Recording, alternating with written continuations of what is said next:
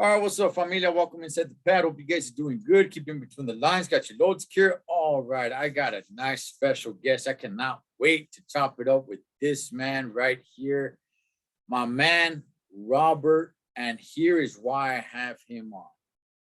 Robert, tell the people a little bit about yourself and what you do for a living. Well, like you said, my name is Robert, from the Bay Area, San Jose, California. In case I know I always say the Bay Area, but it is actually San Jose, California. And I'm a teacher. I became a teacher, not too long ago, actually. I went back to school and became a teacher, man. And you know what? It's been a blessing. I really feel like this is something that not destined to do, but something that I've always kind of was going to go in this direction eventually. So I'm glad I'm doing it. And what do you teach? I teach, right now I teach ethnic studies, which is, like I said, is going to blow up in the state of California. But I also can teach history. I'm a history major.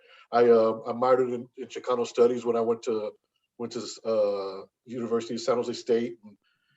And because of that, I was able to jump into this other field as well, which is a blessing in disguise because throughout California, it's being mandated as curriculum in colleges and in high schools. So there's going to be a lot of need for ethnic studies teachers out there. Yeah, and I definitely want to get into that. But before we do, Robert, what made you say, like, you know what, this is what I want to do. I want to become a teacher. Well, I used to, I had a bunch of different jobs before, I'm not going to name all of them, right? But I eventually gravitated and I became a basketball coach, a high school basketball coach. And I started feeling like I was having some impact on some of the students. I felt like I was having an impact on them. And this was one of the, as a coach, I can only reach about 12 or 15 a year because that's who I'm working with. And I thought to myself, how can I reach more? Right. But I'll tell you what was one of the big things that led me to say, you know what, I got to go for it, is that I used to tell my players about the importance of college. And sometimes they would get pumped up. They would be like, oh, good. You're right, coach. College is something that I'm thinking about. I want to go to the college you went to. Where'd you go to school at, coach? Where'd you go to college at? And when I would tell them I didn't go, all of a sudden it would be like, well, I thought you're telling us it's important and this is something we should do. And it almost seemed like the message was like, I let the air out of the balloon. You know what I mean? And sometimes they would be like, oh, okay. And I started telling myself, if I'm going to tell these young men to do something, maybe I should set a better example and have done it myself. So that was one of the things that led me in the right direction, saying, you know what, I'm not going to be one of these people who, and don't get me wrong, everybody's trying to help you when they say go to college. I'm not saying don't take advice from somebody who didn't go to college. Everybody's trying to tell you, right? And as I said before, college might not be for you. Again, let me say that as well. But I didn't want to be somebody who didn't practice what I preached. If I'm going to tell you the importance of going to college and this and that, maybe it would be stronger if I also had a college degree, so I could show them, hey, this is the avenues you could take. So that was one of the reasons, two of the reasons, right there. Okay, and when you went to college, what captured your interest to say, okay, I'm going to college to do this? Well, when I was in school, we've had this conversation before, I wasn't always the best student. We've talked about that before. Like, sometimes I don't even know what I was thinking about, man. You know what I mean? I'm not one of these guys who's like, I had a plan. I was always doing good in school. I was not. I was the opposite. But I was always good at history. History always caught my attention for whatever reason. Even if I missed class, if I cut class for being a knucklehead, I would always find a way to make it to my history class because it piqued my interest. So what I did is, when I formulated my game plan to go back to school, I took history classes, and I took classes like Chicano theater classes that were also requirements because I knew that would keep me interested. And the next thing you know, little by little, now I've gone too far that this math class that I got to take, might as well take it. I've came so far, where I felt if I would have done something like taken subjects like a math subject, and let me be honest, I'm one of these people who, when it comes to math, I would always give myself I suck at math. I'm not good at math. And what that does is that creates an excuse. So as soon as there was some resistance, I would be like, see, I told you I couldn't do it. Instead of just saying, you know what, buckle down and learn this. Because, and that's what I did. I had to do it. And you get a sense of, you get a little sense of pride, man, when you start looking at something that you've never done before. And then all of a sudden you're working it out. You know what, I can do this if I put some time into this, and little by little, the D would turn into a C minus, into a C, into a B on a exam where it was like, wow, I'm improving. And that just, get your juices flowing a little bit more, where it kept me like, you know what, man, this could happen. I could transfer over to San Jose State now, So that's what I did. Just to keep interested, I took classes that I knew were going to be of interest to me. Okay. And eventually it led into what you do now and do what I did now, right? Wow. So I started thinking, started formulating my game plan and said, you know what? I always liked history. Maybe I could be a good history teacher. And little by little, I started taking more history classes. And then when you get to San Jose State, which is your major, all your classes are history. Really? Yeah. So, you got to take so many different history classes to get your history degree. So that was kind of cool because, you would take a Russian history class, this class, so it was pretty cool. Pretty good experience. Yeah. Yeah. When I was a kid, a young kid, I hated school and history and all. It wasn't until a little bit later on in life that history actually sparked an interest for whatever reason. I'm not going to say I'm some sort of history buff because I'm not, but I found a more connection to it, or just wanting to know a little bit more about history than when I was a kid. When I was a kid, I didn't care about it. I can't tell you what it was. I can't tell you, if something turned around. But history does interest me. Probably not as much as it does so many other people, but it does pique my interest. So once you got into the field and what you're doing now, and now that you're teaching ethnic studies, what's the specifics that it is that you teach? What is the specific that is what? That you teach? I specifically right now, what I'm teaching is what I'm focusing on is Chicano history and culture. But what I also do is I try to incorporate some other things in it as well, right? So it's probably 90% of it, maybe 85% of it is Chicano history and culture.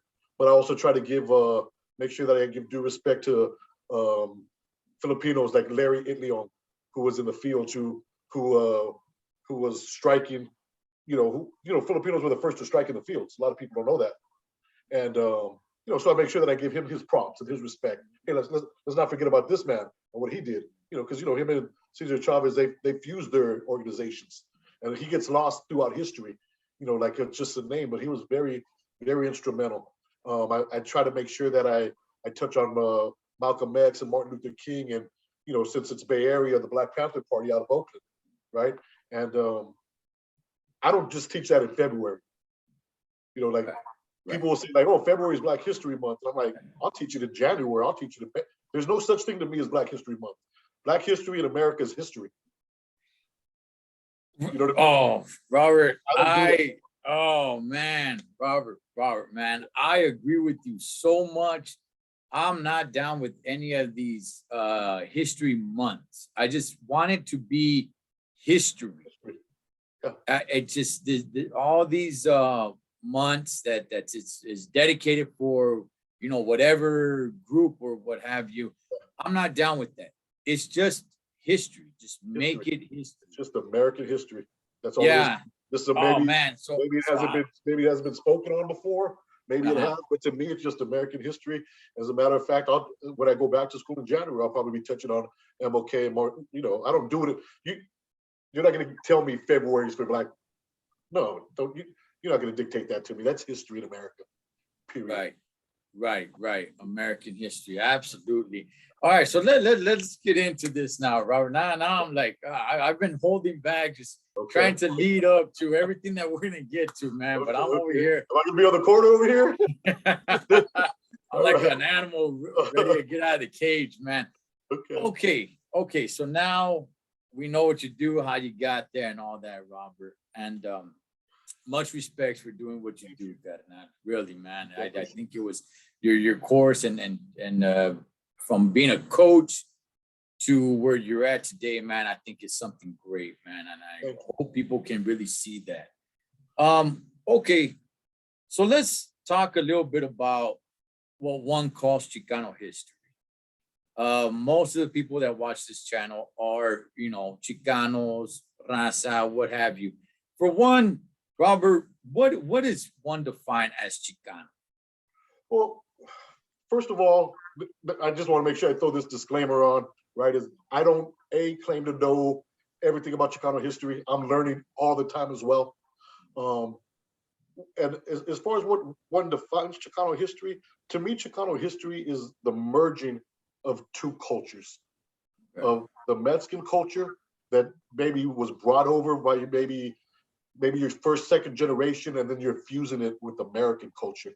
And it became a very unique, specific culture, Chicano culture. And it's the good thing about, and the thing where I define it as a culture is because, you could meet a brother from Chicago where they have a lot of raza. And there's things that you guys are going to similarly have in common because it's the culture. Chicanos, we have a specific culture. We have specific things that we do. I could show you a mural in Chicago and you'd be like, yeah, that's just like a mural over here in LA or in the Bay. Because the culture is pretty unique. It's been merged. And if you go all over the country, it stays. It stays as a culture and a movement as well. It can get political. It can get political. There's a lot of facets to it. But I try not to get too political with it. Especially with the younger generation. You know what I mean? I don't want to over politicize it. This and that because I don't want to try and influence somebody in any way. I want them. My main thing, and I've talked about this before, is I want students to come to their own conclusion. And I don't want anybody to define you as what you are. Because Chicano to you might be different to me. That doesn't make me any less or you any less. Right. We might, it's like, I've heard people say the silliest things before. And I heard people say like, oh, I don't eat a Taco Bell. I'm Mexican. I don't eat there. Oh, okay, cool. So somebody who eats there is not, what are you saying? A Mexican person who eats a Taco Bell he's not Mexican no more? Just something silly like that. We're like, I don't deal with all that. Chicano's Chicano. You could look at somebody, don't tell me, you don't have to be dressed a certain way to feel that you're Chicano. You don't have to talk a certain way. It's a feeling that you have. It's your identity. So I try not to take that away from anybody, if that's how you okay, so teaching Chicano history, when does Chicano history start? Like when you're teaching it, when does it start?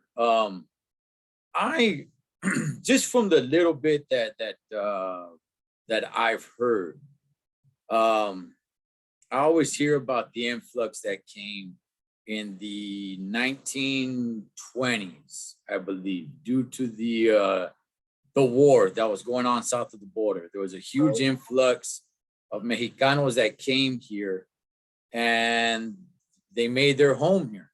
And then they went ahead, they had their kids. And now this is more fast forwarding to, the late 1920s to the 1930s. And you have this huge mass of what one would call Mexican Americans. Right. And there's that old saying that they were too American to be Mexican, but then they were too Mexican to be American. So they kind of had this kind of struggle finding their identity. So they just kind of started, getting things here and there and making it their own. And thus it became some sort of, Chicano movement, if you will. Where does Chicano history? Well, Chicano, it really doesn't. What you're talking about is absolutely right. There was an influx of they needed work because, especially in the early times, but especially in the 40s because of World War II. Because of World War II, they were thinking, wow, there's going to be a lot of people going away, right? So even there was more of an influx coming in, and you're absolutely right. It was an identity. You're right. It was an identity. You're absolutely right. Some of the younger people, even in the 40s and 50s, English was the common language, right? Everything wasn't always in Spanish, right? And you could see the struggles of the past. And let me try to wrap this up real quick. Is that Chicanos to me don't start emerging until like after World War II. Because even during the Zoot Suit riots, which was in your city, in LA, they weren't being called Chicanos. They weren't being called Chicanos yet.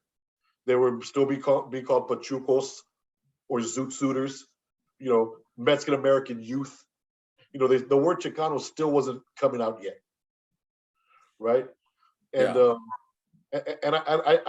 I really believe that the Chicano movement itself became a strong, more in-your-face, militant kind of movement because of the transgressions of things that had happened before, something like the Zoot Suit riots.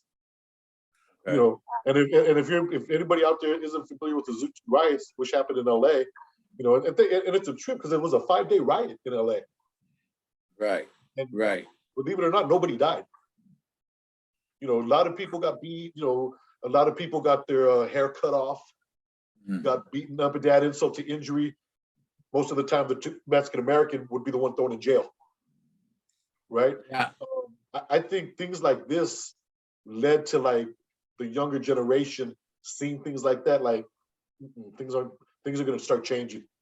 And when the '60s popped off, more people started not asking, started demanding, "Hey, how about us? Don't forget about us. We got rights too." And I think it became more vocalized, more people standing up for themselves, more people demanding things. I was just talking to a buddy the other day who went to San Jose High, right here in San Jose. He's a older gentleman who he told me he could remember, when he was speaking Spanish in San Jose, California, which has a big population. Speaking Spanish. Teachers would tell him, "Hey, knock that off." He could tell me one of his first memories being here in San Jose. Him speaking Spanish in an elementary school, and a teacher grabbing him by his ear and pulling him to the side. You can't talk like that. So I think all of these things led to the emergence of the Chicano movement being a more, hey, we're here, we're in your face. And if people look back at some videos and start seeing the beginning and the genesis of the movement, it's pretty aggressive movement. It's peaceful. You got Cesar Chavez and everything. It's peaceful, but it's still aggressive. Okay, I think when people think like the Zoot Suit riots, I think probably the first thing that comes to their mind is the very beginning of the movie American Me. True. So why did that take place? Why the Zoot Suit riots? How did that come to play? Of course, I think everybody has a little bit of knowledge on what it was, but what was the actual history on why that happened? Okay, in LA, there used to be I want to say a naval base or a naval station somewhere like in the heart of the downtown LA area, if I'm not mistaken, right? And you have a lot of men, a lot of guys coming here from all over the country, and believe it or not, in the 40s, I believe the Zoot Suit, Baceto 41, 42, about 40, 43, I believe it is. About 1943. There's still a lot of people in the country who haven't seen Mexican Americans, haven't seen Mexicans, or some who come from places like Texas, where they're a little more racial, right? I don't want to throw the people like under the bus from Texas, because I know people from Texas aren't like that, but some would come and from all over the country, right? 18 years old, 19 years old, getting ready to go fight for war. They're jacked, they're ready to, a lot of testosterone, right? And when they would go out, they would have to go through a Mexican neighborhood or Mexican area, So there started being like a little not rivalry, but some maybe some guys from the Navy sometimes would see a Mexican girl and a guy and outnumber them, maybe talk some mess. So there started being a little tense buildup where next thing sometimes little altercations will pop off. And next thing you know, these little altercations, started brewing more, and then one day, it was on, and it became a full-fledged riot, between the hostilities of these two groups, and they got down, man, for 5 days, and the city, that part of the city, what's a trip is that people from other parts of LA and other parts of the area started coming down to help the people who were in the Navy fight against Mexicans. And it turned into first fighting against people who were in zoot suits, right? To fighting against anybody who looked like they were Mexican.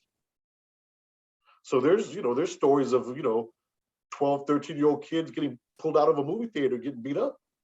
An old guy walking down the street, has nothing to do with it, getting beat up. You look the part, and the thing back then is the zoot suit at that time, a lot of people in America were against people wearing that. There was a ration on clothing, on the materials, and they would see Mexican people being almost like unpatriotic, wearing these big suits and this and that, and it was ugly, man. Like some of those guys, some of those poor gentlemen back then, man. If you ever get a chance to look it up, look at some pictures. Some of these guys were beaten, man. They got their clothes stripped off of them right there. Some of them got urinated on. And like I said, to add insult to injury, when it was over, they weren't taking the Navy guys to jail. They were taking those guys who just got beat up to jail. Right. So it was a pretty trippy situation, man. And they fought, like I said, for 5. And as a matter of fact, if I'm not mistaken, and somebody not can correct me if I'm mistaken, is I believe that after that whole ordeal, they banned the wearing of zoot suits. Right. Yeah. Okay. So I had heard that there was also some conflict because they had the fabric that they're wearing. It's like, no, we need those materials for whatever it is during the war. Huh? And the Pachucos are still wearing this. And like you said, people were taking it like you're unpatriotic. Yeah. So I guess that was part of the stripping and the tearing it off of the people and the women as well. Mm-hmm. You're absolutely right, but it also did start a guy, because it's not like the Pachucos of the time were just sitting back, were targets. Well, they organized, bro. They would, if you were in the Navy, and I've seen documentaries where guys from the Navy said, "Hey, we were told, hey, don't walk back alone, because if you do, you might get it." Yeah. They used to give some of the Navy guys almost like a handkerchief full of pennies that they could pull out. Really? So for protection, yeah. Yeah. They would put, there was a good documentary. I wish I knew the exact name of it, man. But I saw a documentary where they were talking about, they would pull it out and, hey, all right, we got something, we got a weapon or something. Because, it's not like the Pachucos were standing by going to be a target. That was hard to them.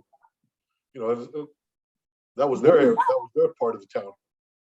What about the raza that served in World War II? I know you recommended a book. I can't slip my mind. Barrios to barracks or something like that. Battlefields. Yeah, there was all Mexican American infantry from Texas who was very decorated. As a matter of, and one of the most disciplined, decorated units of its time, right? The only all Mexican American, period. And they were such good soldiers, bro, that even, that led to their demise. They all ended up dying in battle. They ended up dying in battle.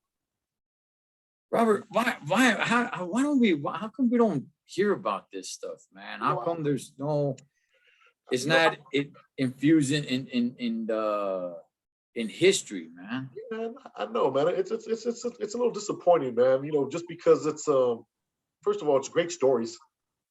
It's great stories, and the great American stories. They're not just good. Oh, that's good stories for Mexicans. That's a great story, period. You know what I mean? And even the Zoot Suit riots, even though it's like a black eye, like on LA, right? It still shows that, you know what, LA was able to still get over that and thrive. And the Mexican community was able to thrive still. The one thing about the, Mexican American, the Chicano community that nobody can ever say, man, is that they got perseverance. They keep striving. Might be, the deck might be against us. If that's how you think, if that's not how you think, okay. There might be some racism, if that's what you think, if that's not what you think, okay. But whatever there is in front of us, we find a way to overcome it. And I just think that's a beautiful story that can just like motivate so many people, so many people. Yeah, man. And I would just like for some of this stuff to be more out there in history. You brought up a name a little earlier that I want to talk about now, and that is Chavez. Yes. We all know his story, out there in the fields and organization and everything like that. But I want to talk about the controversy that people keep bringing up as of late from him, saying that, hey, he was racist towards Mexicanos, or what somebody would refer to as paisas. That he would go get a couple of guys in the truck, go and beat them up and get them off their field. Myself, personally, I don't see that as racist. I saw it as him trying to accomplish something. And there was somebody there stopping it from doing it by taking those jobs that he was actually trying to uplift. What can you tell us about him? First of all, let me start by saying I have the utmost respect for Cesar Chavez. Okay. First of all, let me start with saying that. And I think if as you know, and as any Mexican American knows, he is probably, when you talk about Mexican American or Chicano studies, he's the name everybody knows. Right. He's the Michael Jordan of Chicano studies. Right. You might not know anything about basketball. Somebody says Michael Jordan, you're like, yeah, I know who that is. Same thing with Cesar Chavez. That's what I'm trying to get to, is that you might not know anything about the struggle, but if somebody says Cesar Chavez, yeah, I know that name. Right. And I think he was a great man. And I think the things that he accomplished were great. But I do know that he did use the word wetback. Okay. And I know that he didn't, that's not a word to uplift you. But I also do know it was 1950 something, 1960 something. It was a different time. I'm not making an excuse for the gentleman. You know what I mean? But there's always, and I don't know what it is, there always seems to be a competition between Mexican Americans and Mexicans, where it's like you said, they sometimes, and not all of them, and not all Mexican Americans, not all Mexicans, but I know Mexicans who, if you're born over here, you could tell them till you're blue in the face, you're not Mexican to them. Right. You're just not. Right. You're just not Mexican to them. Right. And I don't know if it's almost like a little kid thing, bro, where, oh, if I'm not Mexican, well, at least I'm not a wetback. And now it's, well, yeah, but you're not Mexican. You're fighting over something that's dumb. You guys aren't seeing the commonality, the common ground of both of you. Right. So there's some type of competition. I don't know if it's a defense mechanism or what, but there's always seemed to be like a little rivalry, especially when it comes to work. Yeah. Especially when it comes to work, right? Where, oh yeah, well, he's not Mexican, he's Mexican American, or he's this, or he's that, or he's, like you said, paisa, or he's, we find a way to separate each other, right? I don't know if that has something to do with it or what, and I don't know what. Obviously, of course, I don't know what was going through the man's head, but I do know that he did say that word a lot, and he would talk about them, how they were bad because a lot of them wouldn't buy into the union, right? It's he was trying to organize, like you said, he was trying to do something, he was trying to accomplish something, and then you got people breaking the line, and he would look at them and think of them, well, they're not Mexican American, they're wetbacks, and we got to get them off. where it's like, oh, probably in hindsight, could he have used better wording? Probably, right? But I don't know if that was common terminology back then. I don't know, man. I don't want that to deter from all the great things that he has done. I always tell people I would hate for somebody to have videotaped things that I've said before. Right. Maybe Right. it's No, I mean, look, we could just think about, a few years ago to us, like something that we would say back in the 90s or something, Right. that probably we won't say today. I mean, I don't see that neither here nor there. I always see it at the time that it's happening. Right. And what is acceptable at that time. Right. You got people today apologizing for what they said 25 years ago. Right. But they didn't have to apologize 25 years ago because at that time, it wasn't an issue. But they're doing it today. Honestly, I don't want to get off topic, but to me, a little bit is kind of silly and a little over the top. But well, I agree with you. I think the majority of it is silly, man. It's just we're all always evolving as people. How I thought 25 years ago was different than today. Things that might not have. It's just a shame. It's a shame that we live it today, and we've spoke about that before, where we live in the type of culture today where somebody can dig something up about you from 30 years ago, and all of a sudden you're a bad person. And who knows if it's taken out of context or what, or who knows anything. You know what I mean? And it's a shame because, people make mistakes. People say the wrong things. And, we hear cancel culture. Well, I would like a little bit more forgiving culture. Hey, man, the boy, hey, the dude made a mistake. Right. Hey, it'd be like if I got out of line here, and I said the wrong thing here, man, I would like somebody, hey, he made a mistake. Or if you said something wrong and I know you and I know the content of your character, hey, man, Ed was talking, he said something wrong, it came out wrong, but I know his heart, he made a mistake. We don't do that no more. Yeah, no, we definitely don't, man. It's a shame. It is a shame. Robert, speaking of the word wetback, okay, I did not know this until I talked to you. What can you tell us about Operation Wetback? What was Operation Wetback? Well, Operation Wetback started like in 1954, and it was a way to send people back to Mexico. Right? They were, what's crazy? The craziest thing to me about Operation Wetback is it was called Operation Wetback. Right. Yeah. It's like, yeah. That's just crazy. Exactly. Right. And the two guys who came up with them were both immigration hardliners. Right. One of them, as a matter of fact, one of them, I believe his name, God, you got me. I want to say his name was Harlan Carter. He was one of the gentlemen who came up with this. He actually had killed a Mexican in his youth. Killed him, murdered, boom, killed him, shot him. Went to trial and got off. You know what I mean?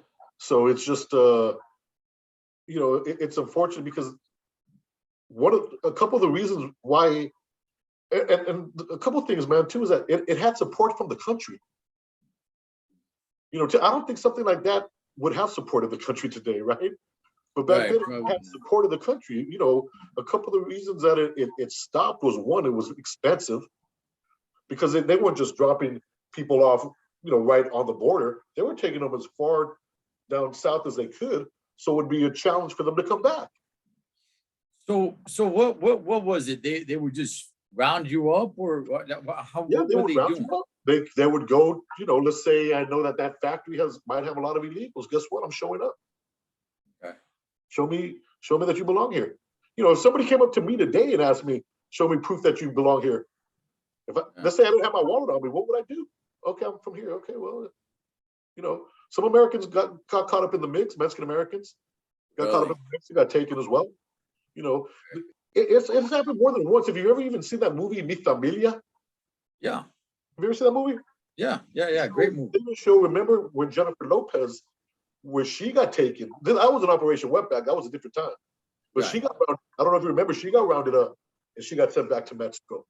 And she was screaming, "I'm from here. I live here." Yeah, yeah. The other one that comes up to my mind, man, is Born in East LA. Yeah. Yeah, It's funny, right? We can laugh yeah, at it, yeah, but something like some things like that have happened in the past, and that's yeah. why I talk about the perseverance. Like Uh, that has happened, and it's just a shame because, like I said, when they needed all these people to come work the fields because of World War II, nobody was complaining. But when more and more and more started coming, and more and more, it was like now you couldn't complain. You know what I mean? Now they're taking American, and that's always going to be your your game plan. Whether it was in the 20s, 40s, nowadays, you're always going to hear about jobs being taken, about the criminal element coming through. Now they don't call it a criminal element; they'll call it a drug cartel. Right now, it's the drug cartel and these people who are taking our jobs. No, that's your standard, your standard gameplay, right? And most of the time it'll get people fired up, right? Wow, a lot of criminals are coming in. They're taking all yeah, these jobs, and it's like I've been saying that since way back in the day. But like I said, when they needed them, the Bracero program, they started letting them all come in. When they needed more and more, they lax up on, right. let's don't be hypocritical about it. They found out allowing Mexicans from Mexico to come over. People realize, hey, we could get labor cheap. Right. We could get some cheap labor out of these people. Come on, man. There's a reason they pay you by the field and not by the hour, right? There's a Right. reason they pay you by the pound Mhm. and not by the hour. Come on, man. You're set up to fail, right? Once they found that out, man, it was, hey, it's easy money. Somebody's getting rich. What Guarantee you one person picking. Yeah, yeah. What are your thoughts about a group like the Brown Berets? I like the I like the Brown Berets because they're in your face. They let you know they're there, Okay. right? As long as it doesn't become hands-on, physical, you want to let somebody know you're there and you want to make your stand. If you got an aggressive stance, hey, say it. Say it. Maybe somebody, you know, maybe somebody a little more meek is thinking the same thing and they don't have that in them to say that. But I like a little bit of everything. You know, you need a brown beret to wake you up to somebody like a Cesar Chavez. Right. You know what I mean? It's almost like all of these groups that are working for one unit. Let's say they're all working for one unit. Okay, it to me always reminds me of the news. This news is going to report this, and you're going to hear 4 different stories depending on your lead-in. Right. Right. The Brown Berets will give you might give you a side that you're not aware of. Right. And you might be able to listen to that and say, okay, I might not agree with the way the brother's going about it, but he does got a point, and that might wake me up to a new point that also I can work on, or something else that I can be conscious of. I didn't know that was going on in the community. Right. Yeah, this and that. Okay, cool. You know, so Okay. yeah, like the Brown Do, Berets. do, do you think there's a need today for a group like the Brown Berets? I Or think probably going about it differently? Like they still call themselves Brown Berets, but they go about it a little bit differently than what they did in the past. I think to me, what there is a need of, man, and something like this platform is a great place to say it because this is what you do. I think there's a need for positive things to talk about when it comes to the community. Okay, I honestly believe that we are talking about issues that you and me when we were young were talking about or listening about. They're the same issues. 50 years ago, 40 years ago, it's high school dropout rate, it's teenage pregnancy, it's gang violence. There's a lot of things that we're still talking about as grown men that we were hearing as when we were teenagers. Right. Agree? Yes. Right. So I think that we need platforms to say, hey, a couple of things. Either we're giving the wrong message out, because to me, a lot of things aren't changing. Maybe we're not delivering the message correctly, because we're still talking about issues that have been the forefront for generations. And I think that if what we do need is a platform for positivity on, how can we get the community to, to recognize these issues more positively, right? Right. Because they're the same issues. We're talking about the same issues. High school dropout rate is high still. That was the issue when I was a kid. Teenage pregnancy is a high issue when I was a kid. A lot of things, gang violence, an issue. How can we, is it ever gonna stop? Well, probably not. But how can we get, like I said, another voice to balance some of this other stuff out? You sent me quite a few videos, and I like them all, but one that stuck out to me was one guy on stage, and he was saying like, "Hey man, what's Chicano? What it is being Chicano, right? Is it me, low riding, man, and everything?" He's all like, "Nah, that's not Chicano. Is it me all tatted up?" He's like, he keeps on bringing up these different examples of what it means to be Chicano, and he's all like, "Is it me, repping my barrio, my hood, and everything?" Ah, man, that's not Chicano.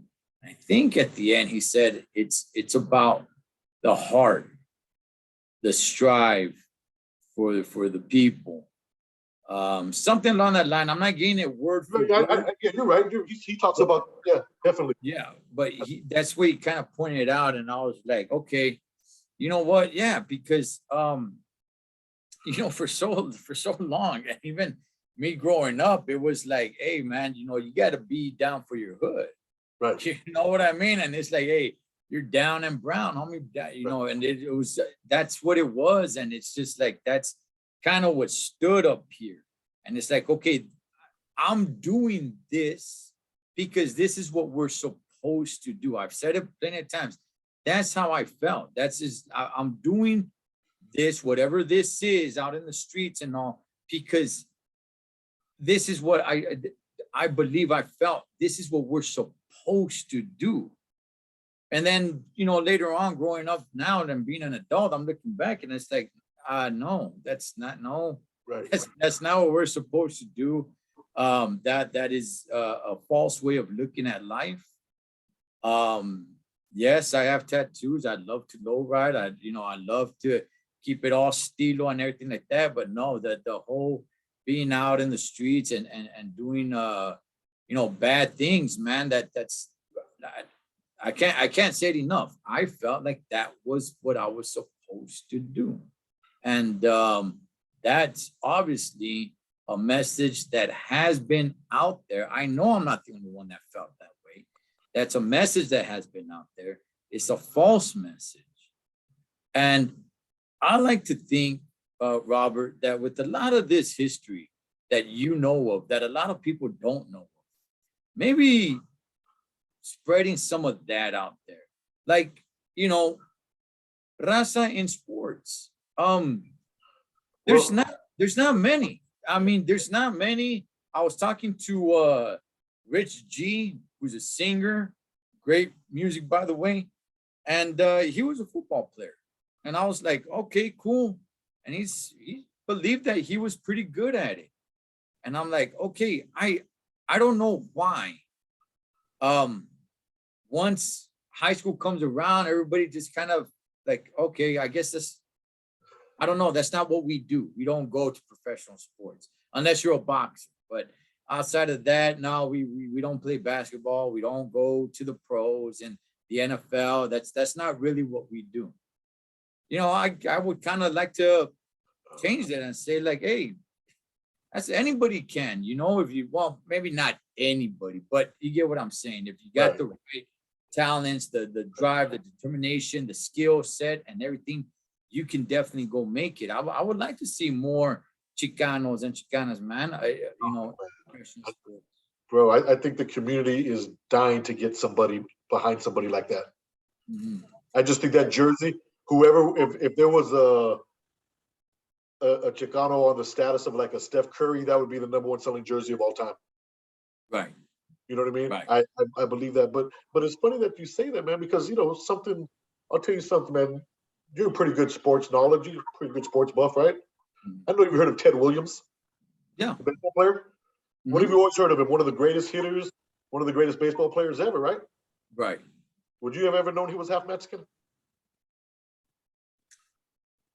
I didn't know that now. If I told you Ted Williams is half Mexican, would you believe me? I believe you. Yes. You, I believe. Mexican. Really? Really. His mom was I didn't Mexican. know. Nobody knows that, right? How come? It's just Ted Williams, right? It's just Ted Williams, right? Wow. How come nobody knows that? How come that was never put out there? How come nobody ever says, that's a trip. He's one of the greatest baseball players ever. Yeah. Some people might be like, well, he's not really Mexican, he's half Mexican. To me, I think that's dope. Ted Williams, it's just you got guys like a Jim Plunkett, an Anthony Munoz, who was in the Hall of Fame. Right. A guy like Jim Plunkett, 2 Super Bowls, Tom Flores, Super Bowl coach, one of the first Mexican Americans quarterbacks, if not the first Mexican American quarterback. You got guys out there, man. But you know what? It's you're absolutely right as far as sport, man. And I'm going to tell you something that I've seen that I would always trip out on, man. Is that, and this is just my experience again. This ain't Ed talking. This is my words. So if you're gonna bombard this station with negative comments, bring them towards me. Right? Is that when I was coaching basketball, for example? Okay, I'm pretty mixed team. I'd have some Mexicans, some Filipinos, some Indians, just like San Jose. Whatever. If you've been to San Jose, it's a little bit of everything. A lot of Mexicans, right? So that's what my basketball team would always look like, right? So, for example, once practice is over, once school is over, it's about 3:30, right? Sometimes I would show up about 4:30 if I was off work, just to go by and make sure everything was cool, what I was going to plan out for the day. No, the school I was at only had one gym, so my practice isn't until like 7. Okay, cool. So I take a look around and I'm walking, it's about 5:30. The Mexican American dudes on my team, they're still lounging. They're still hanging out at the school. They're still messing around, blah, blah, blah, this and that. You know what I mean? Hey, what's going on? Oh, no, nothing, just blah, blah, blah. Man, 5:30, man. We got practice at 7, we're gonna get out about 9, what are you gonna do your homework and blah, blah, blah. No, messing around, the majority of them hollering at some girls. Yeah. Messing around with some chicks, right? Trying to, do their thing, right? Yeah. I'll tell you what, bro, now, I'm just saying my experience, the other cats went home and did their homework, most of them. You know what I mean? Then they would come back and, oh, coach, we're going to practice so late, I got homework. You're worried about your homework now? Then you get out of school at 3:30, you can be doing that, or, just little things like that. Or when I would ask them for like a game plan, like, hey, what are we going to do after when this is all said and done? What do we want to do? How can I help you get to that? How can I help you get you there? Right? A lot of guys, they have their plan. Coach, I want to go to college. I want to do this. I want to do that. I would talk to some of the younger Mexican dudes. Hey, what do you want to do? I don't know. Where it's like, well, you don't know. Come on, man. Let's try and, do you need help? And, and it was like a replay all over again because that's how I was. I don't remember doing that. You know what I mean? I was like, how can I help you? You know what I mean? How can I help you realize that we got to start thinking about that stuff now? Right. You got to start thinking about it now. Have a game plan, something. You know what I mean? And it was always a little frustrating. You know what I mean? Oh, man. You just. Like I said, that's just my experience. So, like I said, if anybody got like, I'm not trying to make it racial or anything. So please don't get mad at it. That's just my experience that I really had. Listen. Oh, but that's my experience too. You just pulled the covers off. That was my experience too. I've said it before, man. There was little to no when I was growing up. There was little to no talk. Well, there was no talk. Not little to no talk. There was no talk about college. There was no talk about anything in the future. It was just, you know what? I'm gonna go work. My uncle's construction. He's a foreman or something. Or anything like that. You know what? My homie, his granddad, he owns a a tire shop. I'm gonna go over there. There was no talk about future education, about future careers. It was just, hey, you just gotta get a job. You know, it's like, what are you talking about? What? Yep. Go Yep. college. Go And I'm college and do not what, man? You know, I'm we not all, knocking that. You know, yeah, yeah. you We got to all, put money in your pocket. You got to put money on the table. You know, maybe college seems far out. Maybe it does. and another thing also, many people getting girls pregnant. Okay, many guys hanging out with the high-nots, myself included,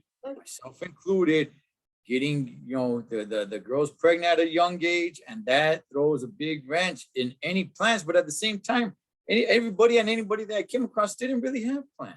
Right. It was just like, okay, you get somebody pregnant, okay, I'm just gonna get a job. Right. That's what we did. You know, but I'm just thinking, man, like, first of all, God bless you, right? Good, whatever, you know, if that's what you have to do, right? But I just want everybody to know that there's options out there. That's all. Man, when you have options, it's a different ballgame. When you have options, it's a different ballgame. That's all. You know, hey, maybe college might not be for you. Apply anyways. Maybe you get in and maybe something, you know, maybe something changes, you know. And if not, good, go do, you know, but have options. You know, schooling will give you some options. You know, and options is going to be a big deal. It always has been, but even more in the future. You know, we need more options.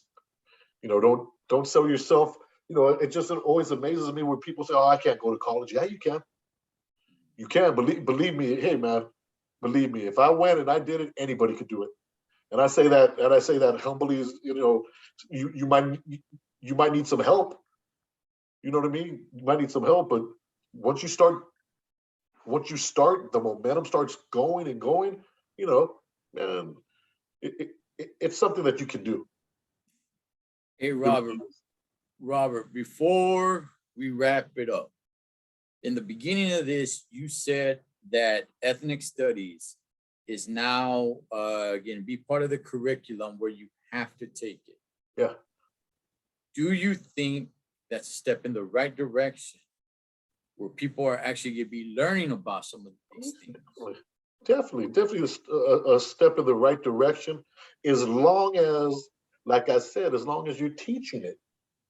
As long as you're just teaching it, man. Like you know, you always bring something up, man, and it's always but believe it or not, man, it's always something that makes me think, man, is that you always say, can somebody use ethnic studies to push their own agenda? I remember we've talked about stuff like that before. Yes. You know, and that's, you know, I try my hardest. I always try my hardest not to do that. You know what I mean? Because you can find yourself doing that. Yeah. You know, you can find yourself doing that, and it becomes something totally different now. Right? I honestly believe, to me, when I think of Chicano studies, African American studies, Asian studies, to me, all it is history that you hit it on the nose that we might not have heard of. Why haven't we heard of this before? I don't know, but we're hearing it now, and I think that's a good thing. And I think it's a good thing for a lot of people to know the history, right? To know the history, because once you start knowing about your history and having a little pride in certain things about your history, then it's easier to take a look at somebody else's culture and be like, wow, that's cool too. You know, and it can be inspirational. Can be, I man. just don't want it to turn into anger and push this narrative of like, okay, oh, you know what? Now we got to start a group because we're pissed off now. Now that's not what I want. Do I want it to be a part of history and the teachings? Absolutely. Right. But I don't want it to be taught by, you know, somebody who has some sort of narrative out there to start poisoning kids' minds, to say, to get them angry and you know, start planting that seed that's going to bear nothing but bad fruit of pure hatred and anger as they grow. I agree with that, and I also don't want it to become something where is that this now replaces all this other history. Right. I want it to be just universal. I just want it to be just like we start here. Let's just go. just to see where this history, where it takes us. Like I always say, I'm all in when it comes to like being from America. Somewhere down the line it became almost like you weren't down if you were like Mexicano and we're saying, hey, I'm proud to be American. Right. Yeah. It almost became something like, oh man, I don't stand up for the, I don't know, I don't stand up for the national anthem. If Yeah. you do, I don't. It almost became cool, to where we're not America. First of all, I'm all in with America. I think it's the greatest country in the world. I honestly do. But it has flaws and it has things that need to be talked about. Let's talk about it. I'll learn all this other stuff. I'm down. I'm an American. This happened in this country.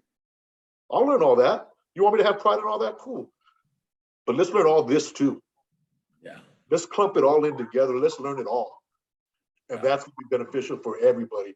Right? Because we always hear people say stuff like, hey, we're all the same anyways, right? Let's just get along. And first of all, we're not all the same. Let's be honest, man. We're old enough to know that we're not all the same.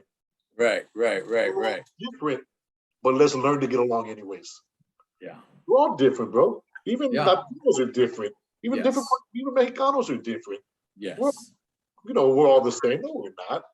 We all think different. So let's learn how to get along. And maybe through something where we start learning other people's cultures and their struggles in America and what they overcame and their inspirational stories, like you talked about, that can be inspirational. Inspiration can come from anything, right? Maybe through that, we can start learning how to get along.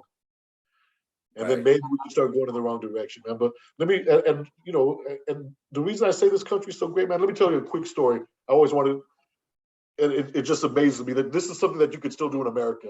Because I'll have people tell me like, America's not the greatest country anymore. And, not if you're Mexican and blah, blah, blah, maybe if you're white, whatever, right? So there's a place where I used to go eat with my mom. We used to go for breakfast, on a Saturday or a Sunday, Mexican restaurant by my house, right? And I'm not fluent. I don't speak fluent Spanish. My mom does. But I could get by a little, but she had befriended the new waitress who got there. And I remember, when I was young, first the conversation was all in Spanish, her and my mom.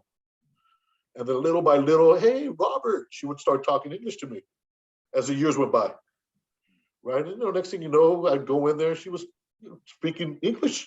Hey, where's your mom at? I haven't seen your mom, blah, blah, blah. Hey, she's over here, blah, blah, blah, this and that, right? And she's like, oh, yeah. I heard they're selling the restaurant. They were going to sell the restaurant. This lady who came all the way over here, who didn't know how to speak English, found a way to hustle. And when they sold the restaurant, they sold it to her. Wow, She really? took over the restaurant. Wow. So I tell people, you can tell me whatever you want about this country not being this and that, whatever. But there's opportunity here. Yes. There's opportunity here. And if you want to go for that opportunity and you want to work and get that now, and am I childish to think that there's no racism here? Of course there is. There's racism everywhere, right? But don't tell me that in 2000, it's gonna be 2022, that you can't do what you want to do. Right. What you want to do in a free country, as long as you're doing it right. I completely agree, man, 100%, Robert. Seriously, man, that's a great note to go out on. But Robert, we're not done, man. We're not done with this. I gotta bring you back, man. There's so much more I want to talk to you about, big dog. Definitely. But, next time we'll be a little more prepared. You shoot some things at me that I know what, I'll have be a little more factual. You know what I mean? You taught me, I'm on vacation, guys, So you were throwing down, Operation okay, yeah. You know what I mean? And again, let me just make sure I tell everybody out there in YouTube land who pays attention to Ed, is I'm not claiming to be Mr. Chicano Studies. I know everything. All right. So please, don't get mad at Ed and be, hey, that dude you had on, it ain't Ed's fault, it's my fault. All right. If there's something that I said wrong or didn't do wrong, I don't claim to be that guy. You know what I mean? I'm like everybody else. I'm learning every day, and I'm just trying to be the best that I can at what I'm doing. So forgive me if I said some things that, you're thinking, well, maybe that's not right or wrong, or, oh, he didn't know this or that. There's gonna be things I don't know. Right? Yeah. I don't want to make it seem like I'm the expert on this subject or everything, because I'm not. You know what I mean? Little bit, little by little. Hey, as we all should be getting better little by little. Hey, we're gonna end it right there, man. I'll definitely have this gentleman back on. Believe me when I tell you, I'm definitely gonna have him back on. But for now, we'll leave it right there. As always, familia, live your life like you're on the road. Be aware of your surroundings and always keep a safe distance. Blood makes you get, but loyalty makes you family. Till next time, this is Ed the Cholo Trucker from my man Robert. Over and out.